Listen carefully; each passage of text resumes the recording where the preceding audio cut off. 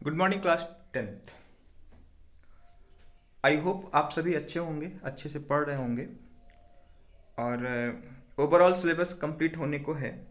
इसके बाद हमारा अपना रिवीजन चलेगा। रिवीजन इन द सेंस तो वहाँ पे हम लोग क्वेश्चंस की प्रैक्टिस करेंगे। आप लोग पूछोगे, हम बताएंगे, ठीक है ना। टॉपिक वाइज हम आपको डिसाइड कर लेंगे, क्योंकि एक तो लॉकडाउन ने भी सबको बहुत डिस्टर्ब किया है, ठीक है ना। तो लॉकडाउन में जो एक लेवल टाइप की पढ़ाई होती है, मतलब कि एक कहते हैं, एक तो होता है सिंपल सा काम हो गया, एक होता है कि सिखाना, एक होता है कि आप कितना सीख पाए, कितना फील कर पाए, ठीक है ना। तो उस तरह की चीज़ों को टैकल करने में तभी हम आपको बता पाएंगे जब हम गेट टुगेदर होंगे। One one things. Second things is, आप लोग एनसीईआरटी के क्वेश्चन पहले फोकस करो। मीन्स जो एनसीईआरटी में क्या कहते हैं कि एग्जाम्पल और क्वेश्चन है with respect to syllabus of CBSE, ठीक है ना। उसके बाद अगर आर डी शर्मा है तो आर डी शर्मा के जो टैग वाले क्वेश्चन हैं, टैग इन द सेंस जो सीबीएसई में आए हुए हैं, जो एनसीईआरटी जुड़े हुए हैं, जो एनसीईआरटी एग्जाम्पलर्स में से पूछे गए, वो सारे करने की कोशिश करो, ठीक है ना। तो जाके आपकी सारी चीज़ें ठीक ठाक बनेंगी, ठीक है ना। अदरवाइज आप सभी जान रहे हो कि इस लॉकडाउन ने सबको परेशान किया बच्चे। तो आज अपना चैप्टर का लास्ट चैप्टर है ना। ओवरऑल हम लोग डिस्कस कर रखे हैं, रियल नंबर हो गया, पॉलिनॉमियल हो गया, ठीक है ना। पॉलिनॉमियल के बाद जो बचता है हमारे पास, pair of linear equation two variables हो गया, ट्रिग्नोमेट्री हो गई, हाइट एंड डिस्टेंस हो गया, क्वाड्रेटिक इक्वेशंस हो गया, कोऑर्डिनेट ज्योमेट्री हो गया, सरफेस एरिया वॉल्यूम हो गया, स्टैटिस्टिक हो गया, प्रोबेबिलिटी हो गया, और area related to the circle हो गया। पूरा कॉन्सेप्ट मैंने एक प्रकार से देने की कोशिश की है, बट होता नहीं कि हम वेरियस वैरायटी ऑफ क्वेश्चन नहीं डिस्कस कर पाए हैं। तो वैरायटी ऑफ क्वेश्चंस डिस्कस करने में एक चीज़ तो ये है कि आप लोग क्वेश्चंस करो। एनसीईआरटी लेवल में दिक्कत नहीं होनी चाहिए आप लोगों को, हमें जहाँ तक लगता है, जिस तरह से हम लोग पढ़ाए हैं। आर डी शर्मा में दिक्कत होती है, तो आर डी शर्मा में हम लोग क्या करेंगे कि जब भी मिलेंगे या जब भी रिवे में चलेंगे तो क्वेश्चंस के डाउट हम लोग ले लेंगे। तो देखो, ट्रेंगल में दो टाइप, ट्रेंगल में नाइन्थ क्लास में नाइन्थ का जो पोर्शन है, नाइन्थ का जो पोर्शन है वो आप लोग पढ़ चुके हो, कॉन्ग्रुएंट ट्रेंगल, ठीक है ना। और टेंथ का जो पार्ट है, वो टेंथ का पार्ट है बच्चे, वो सिमिलर ट्रायंगल। क्या है? सिमिलर ट्रायंगल्स है, ध्यान समझना। जो कॉन्ग्रुएंट ट्रायंगल्स आप लोग पढ़ रखे हो, इसमें कोई दिक्कत नहीं है, इसमें कुछ बताने की जरूरत है नहीं। सिमिलर ट्रायंगल्स में इन दोनों में रिलेशन है, एवरी कॉन्ग्रुएंट इज सिमिलर, आप इसको समझ लो। एवरी कॉन्ग्रुएंट इज सिमिलर, कोई दिक्कत नहीं। But converse is not true, but converse is not true, ठीक है। मतलब देखो, ये जो सर्कल है, एक की रेडियस क्या है बच्चे, समझो पहले। एक की रेडियस 1 है, एक की रेडियस 2 है। दो सर्कल तो है, ठीक है ना, एक जैसा भी दिख रहा है, बट ये सिमिलर है बिकॉज उसका रेशियो क्या है बेटा, अलग है। जैसे हम, अगर आप एक फिजिकल बॉडी, मेरी अपनी फिजिकल बॉडी के साथ कंपेयर करोगे तो कॉन्ग्रुएंट नहीं होगा, वो क्या होगा, सिमिलर होगा। बल्कि आपके पास भी दो आंख है, हमारे पास भी दो आंख है, दो कान हैं, things are same, but we can not say that कि वी आर सिमिलर, ठीक है ना। Sorry, we can say we are similar, है ना। We can not say we are congruent. तो कॉन्ग्रुएंट इन द सेंस हम ये कह सकते हैं कि देखो, आपकी जो कोई भी फिंगर ले लो, आप लेफ्ट हैंड की फिंगर को राइट हैंड के फिंगर के साथ कंपेयर करोगे तो आपको कॉन्ग्रुएंसी दिखाएगी, है ना, बशर्ते कि उसमें डिफेक्ट ना हो। वैसा ना कोई टेढ़ा हो तो कोई सीधा हो, अगर नॉर्मल सी उंगली है तो आपको दिखाई पड़ेगा कि हाँ कॉन्ग्रुएंट दिख रहा है, सेम साइज की। तो कहने का मतलब ये होगा, कॉन्ग्रुएंट फिगर और सिमिलर फिगर में आपको अंतर समझ में आ रहा होगा, ठीक है, बिकॉज कॉन्ग्रुएंसी आप लोग पढ़ रहे हैं, ठीक है ना। आइए हम लोग सिमिलर ट्रायंगल पढ़ने से पहले कुछ इंपॉर्टेंट थ्योरम्स देख लें जिसके बेसिस पे हमें क्वेश्चंस करना है, ठीक है ना। आपको ये बात समझ में आ रही है? सिमिलर ट्रायंगल्स प्रॉपर्टी लिखो यहाँ पे, similar triangles and their property, similar triangles and their property. पहले मतलब समझ लो, उसके बाद फिर हम थ्योरम्स डिस्कस करेंगे और थ्योरम्स के बेसिस पे ही हमारा क्वेश्चन चलेगा। तो आइए, जो हमारे पास जो क्वेश्चन है, two triangle are said to be similar, लिखिए टू ट्रायंगल्स, बना लो,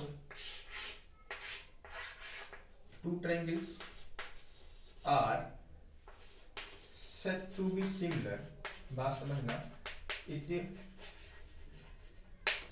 set to be similar if, पहला देख लो, corresponding angles are equal, पहला CORRES corresponding angles क्या होंगे बच्चे, इक्वल होंगे। और दूसरा जो सबसे पार्ट ये देखो, to triangles are said to be similar if their corresponding angles are equal and corresponding side क्या है, देखो पहले बात समझो, CORRES corresponding side are proportional, मतलब कि इक्वल नहीं है, प्रोपोर्शनल है, ठीक है ना, एक जैसे ही है, प्रोपोर्शनल, PORTIONAL, मतलब ये हुआ, मान लो अगर हमारे पास ये है, ये B है, C है, ये D है, ये E है, ये F, तो यहाँ पे देखो कहने का मतलब ये हुआ angle A equal to, corresponding angle की बात कर रहा, angle B equal to angle E, angle C equal to angle F, और जो इसके करस्पॉन्डिंग है, करस्पॉन्डिंग पार्ट जो है वो रेशियो में होने चाहिए। मतलब ये हुआ, देखिए AB upon D, BC upon EF, AC upon DF, बात समझ रहे हो नहीं समझ रहे हो? तो ये प्रोपोर्शनलिटी क्या कहते हैं, प्रोपोर्शनल का मतलब समझ लो, एक दूसरे के रेशियो में इक्वल होना चाहिए। अब देखो आप याद करो, कांग्रुएंसी में क्या था, corresponding angle and corresponding side equal हुआ करते थे, लेकिन यहाँ पे जो सिमिलरिटी की पार्ट बनेगी कि दो ट्रायंगल सिमिलर कब होंगे, ठीक है ना, वो इस तरह से होंगे, ठीक है ना, वो इस तरह से होंगे कि सिमिलर में वो रेशियो में इक्वल होंगे, ठीक है ना। आइए नेक्स्ट कॉन्सेप्ट ये है, इसी में नोट लिख लो, है ना, नोट में ये है कि corresponding angle of two triangles are equal, they are known, कभी कभी क्वेश्चंस में इक्विएंगुलर की बात कर लेता है, किसकी बात कर लेता है, इक्विएंगुलर की बात कर लेता है। तो सिमिलरिटीज में जो अंतर समझ में आ रहा है वो ये है कि भाई एंगल्स इक्वल होंगे और उनकी जो corresponding साइड है वो रेशियो में होंगी, ठीक है ना। तो एक लिख दो, equiangular triangles, equiangular triangle, equiangular triangle में हम कह सकते हैं if two triangles are said to be equiangular, if, है ना, इफ बोलो, if corresponding angles are equal, क्या, two triangles are said to be equiangular if corresponding angles are equal, क्या, CORRES corresponding angles are equal, तो कह सकते हो every equilateral triangles are equiangular triangles, ठीक है। आइए, तो आपको बात समझ में आ गई होगी, कोई दिक्कत तो नहीं होगा। इंपॉर्टेंट थ्योरम्स जो कि मोस्ट इंपॉर्टेंट है, मोस्ट इंपॉर्टेंट है, जिसका नाम है थेल्स थ्योरम, इसका दूसरा नाम है, पहला नाम थेल्स थ्योरम है, ठीक है, दूसरा है बेसिक प्रोपोर्शनैलिटी थ्योरम, क्या है, बेसिक प्रोपोर्शनैलिटी थ्योरम्स, ठीक है, 12 थ्योरम्स, इसका दूसरा नाम बेसिक प्रोपोर्शनैलिटी थ्योरम्स है। कभी कभी स्टेट एंड प्रूफ की बात कर लेता है, तो स्टेट एंड प्रूफ के लिए जो थ्योरम्स हमारी है भाई मोस्ट इंपॉर्टेंट है, इसी ध्यान में, कभी कभी सीधे क्वेश्चन में पूछ लेता है state and proof, 12 theorems, state and proof proportionality theorems, ठीक है, तो इसको आप ग्रांटेड लो, इंपॉर्टेंट है, इसको अच्छे समझो और करो, ठीक है ना। आइए क्वेश्चन हमारा ये जो थ्योरम बन रहा है, इफ लाइन इज ड्रॉन, देखो थ्योरम में देख लो, थ्योरम की बात करो कि थेल्स थ्योरम क्या कहता है, इफ, लिखो फटाक से, आप सभी लोग लिखो, if line is drawn, line drawn parallel to the, line drawn parallel to the side of triangle, parallel to the one side of parallel to the, if line drawn parallel to the one side of triangles, ठीक है ना, intersecting the other two sides, intersecting the other, देखो intersecting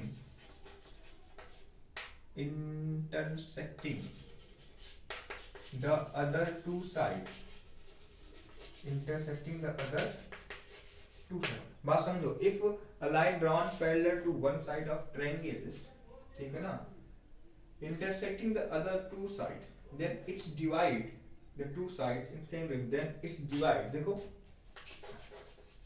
then it's divide, then if line drawn parallel to one side of triangle intersecting the other two sides, then it's divide the two sides in same ratio, divide the two sides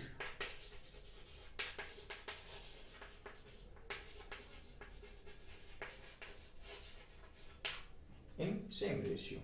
एक बार मैं फिर से repeat कर रहा हूँ, थोड़ा हमारा ये है, if line drawn parallel to one sides of a triangle intersecting the other two sides, then it's intersecting the two sides, then it's divide the two sides in the same ratio. मतलब देखो कहने का मतलब ये हुआ,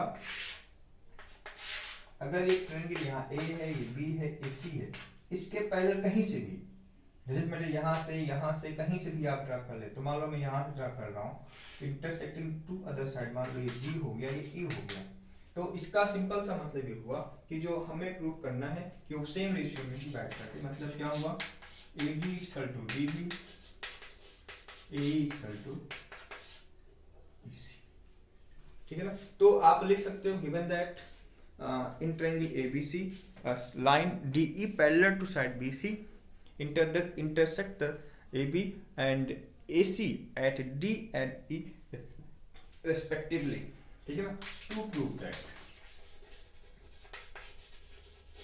to prove that AD upon DB equal to AE upon EC, ठीक है ना। अब इसमें देखो कंस्ट्रक्शन की जरूरत है, तो कंस्ट्रक्शन आप देख लो, उसके बाद सीधा सा प्रूफ हम लोग लिखेंगे, क्योंकि इंपॉर्टेंट है, क्वेश्चन इसके बेसिस कल करेंगे। कंस्ट्रक्शन की बात करें, join BE DC, BE DC, क्या करो, ज्वाइन BE DC, ठीक है ना, और draw EF perpendicular to BA, EF में एक परपेंडिकुलर ड्रा कर दो, यहाँ पे ये परपेंडिकुलर है, डॉट डॉट ये हो गया EF, ठीक है ना, और एक परपेंडिकुलर यहाँ पे बना A B C D E, ये हुआ F, ये हुआ G। तो कंस्ट्रक्शन में क्या करोगे, join BE BC and EF perpendicular to AB and DG perpendicular to AC, ठीक है ना। तो ये हमारा क्या हो गया बच्चे, ये हमारा क्या हो गया, कंस्ट्रक्शन हो गया। आइए हम प्रूविंग की बात करते हैं, प्रूविंग की बात कर लूं तो अच्छा सा थ्योरम है, तो स्टेटमेंट हो गया, गिवन दैट हो गया, प्रूफ क्या करना है वो हो गया, ठीक है ना, और उसके बाद जो है जो कंस्ट्रक्शन है वो हो गया। आप देखिए ट्रायंगल ADE में देखिए इन ट्रायंगल ADE, तो एरिया इक्वल टू क्या होगा, देखो area of triangle AD equal to क्या होगा, 1/2 बेस इनटू हाइट। तो ये देखो परपेंडिकुलर है ना, आप बात समझो, ये क्या है, परपेंडिकुलर है, ठीक है ना। तो हम लिख सकते हैं half of AD base into height into क्या हो गया बच्चे, DG। बात समझ रहे हो नहीं समझ रहे हो बेटा, DG करो या फिर ऐसे कर सकते हो सेम बेस पे, क्योंकि ये बेस इस पे है, तो यहाँ गलती ये हुआ है कि आप यहाँ करते हो ये पहला लगा। ADE की जो बात कर रहा हूँ वो ये हो गया। DBE की बात करो, DBE की बात करो, इन ट्रायंगल DBE में क्या होगा बताओ, इन ट्रायंगल DBE में 1/2 area of triangle DBE equal to 1/2 क्या होगा बोलो, अरे बोलो, DB इंटू EF, DB देखो क्योंकि पर EF DB क्योंकि देखो ये ट्रायंगल है, देखो यहाँ पे ये इस ट्रायंगल की बात कर रहा हूँ, ठीक है ना, बात समझो, परपेंडिकुलर हमारा यहाँ है, मतलब ट्रायंगल हमारा कुछ ऐसे बन रहा है, देखो बात समझो, ट्रायंगल जो हमारा ऐसे बन रहा है, ऐसे, तो परपेंडिकुलर हाइट यही तो होगी ना, यही चीज बन रही है। तो half of D B into F. बोलो कोई दिक्कत? पहली चीज यहां से ऐसे इस प्रकार से जो रेशियो होगा, इसको आप 1 डाल दो, इसको आप 2 डाल दो। तो ratio area of triangle A D E upon area of triangle D B is equal to क्या, half of A D into E F of half of D B into E F से cancel, A D से A D cancel, हमारे पास क्या बचेगा बच्चे, area of triangle A D E upon area of triangle D B E equal to क्या बचेगा, A D upon D B. इसको मान लो स्टार, क्या मान लो, स्टार। ठीक है, सिमिलरली हम ए डी ई और डी ई सी की निकाल सकते हैं। ठीक है, यहाँ तक लिख लिए होंगे ऐसे आप। सिमिलरली सेम तरीके से, सेम कॉन्सेप्ट से, similarly area of triangle ADE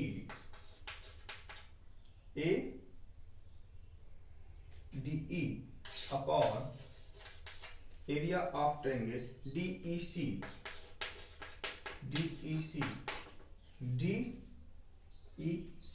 equal to what, क्या मिलने वाला बच्चे, ए ई अपॉन ए ई अपॉन इसको आप स्टार 2 डाल दो, इसको स्टार 1 डाल दो, इसको स्टार 2 डाल दो, ए डी ई और डी ई सी। अब देखो यहां बात समझो, डी बी ई कहाँ है, डी बी ई और D E C between same base and between same parallel में है कि नहीं। क्लास 9 का कॉन्सेप्ट यूज होगा, है ना, क्लास 9 का ये हमको इसका यूज करना है, तो इसलिए हम इसको लेके चलेंगे। देखिए, since triangle DBE and triangle DEC are on the same base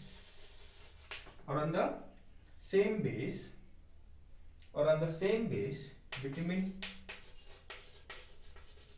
same parallel, तो क्या होगा बच्चे, area of triangle BDE equal to area of triangle DEC।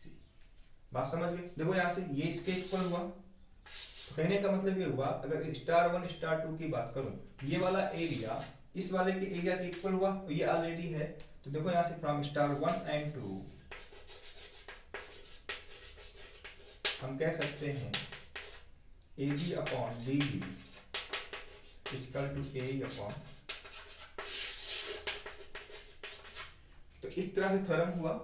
Theorem के इंपॉर्टेंट पे कुछ हम इंपॉर्टेंट नोट कल डिस्कस करेंगे, उसके बाद क्वेश्चंस करेंगे। ठीक है ना, तो बच्चे आज के लिए इतना ही। आई होप आपको 12th थ्योरम समझ में आया होगा। कुछ नहीं, खाली पूरा का पूरा हम लोगों ने क्या किया है, खाली सिर्फ और सिर्फ we have only used 9th standard. बस ये है कि कहाँ कैसे फिट करना है ये हमने आपको बता दिया, कोई नई चीज़ नहीं बताई आपको। बस स्टार्टिंग जोन में कहाँ चीज़ों को फिट करोगे ये मैंने बताया। ठीक है, तो आज के लिए इतना ही बच्चे, थैंक यू।